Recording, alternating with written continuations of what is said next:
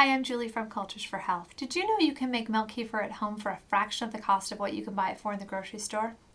It's easy to make, and today I'm going to show you how.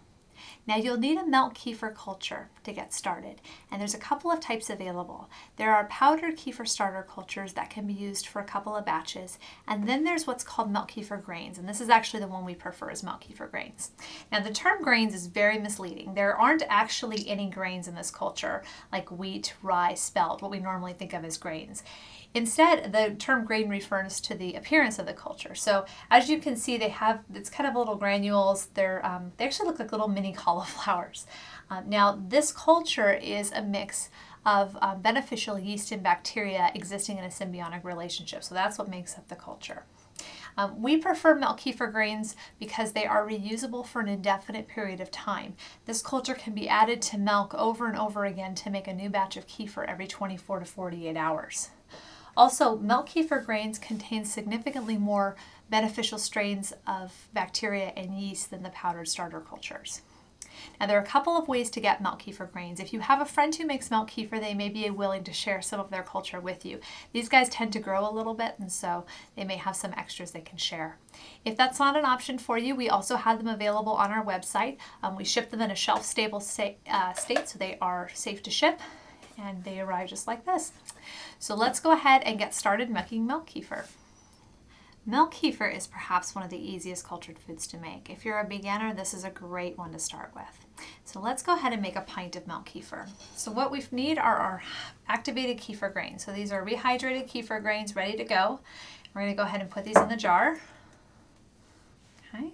And then we're going to go ahead and fill this jar with milk. I just have some organic whole milk here. Kefir grains are pretty forgiving though.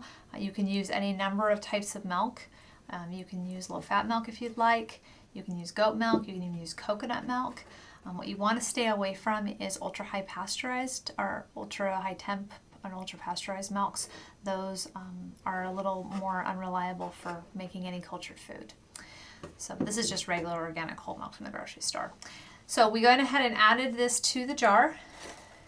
We're going to put a covering on the jar.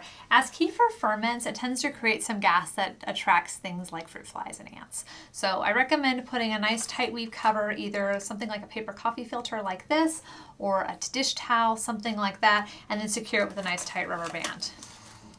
Now you want to set this mixture somewhere in your home that's relatively warm, somewhere between 70 and 78 degrees if possible. Cooler temperatures will mean that the kefir will take longer to culture, although you don't want to get down below about 65 degrees. Warmer temperatures will mean the process will happen faster. Now kefir goes through a few stages as it cultures. It starts out with this just milk stage, and then it starts to thicken. It gets to be about the consistency of buttermilk. So let me show you what that looks like. This kefir's been sitting for about 24 hours. And as you can see, it's kind of just a little bit thickened. It's like a runny yogurt or a cultured buttermilk from the store, or if you buy your kefir from the store, it's like a store-bought kefir type consistency. Put that right there. If you allow the kefir grains to sit in this milk longer, though, what will happen is the milk will actually separate into curds and whey. And let's show you a picture of that. As you can see, there is a solid mass on top and clear liquid underneath. Now, you can drink the kefir at any of these stages. So this thickened buttermilk type stage, or at the stage where it has separated. Most people prefer the buttermilk texture stage. It tends to be a little bit more pleasant tasting. Once the kefir separates into curds and whey, it has a much stronger taste to it. It tends to have a more effervescent texture, and that may or may not be desirable, but it's up to you.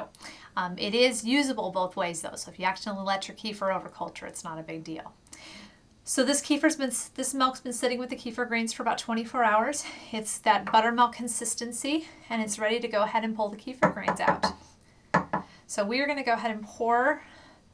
Let's move this over a little bit. We're going to pour our kefir through the strainer. Now this is a fine mesh plastic strainer. Plastic is best, but you want a very fine mesh so you don't lose any of your kefir grains. If necessary, you can use stainless steel, although it's not Metal tends to be a little more problematic, but stainless steel is relatively safe. You definitely want to stay away from other metals because they can react and actually damage the kefir grains.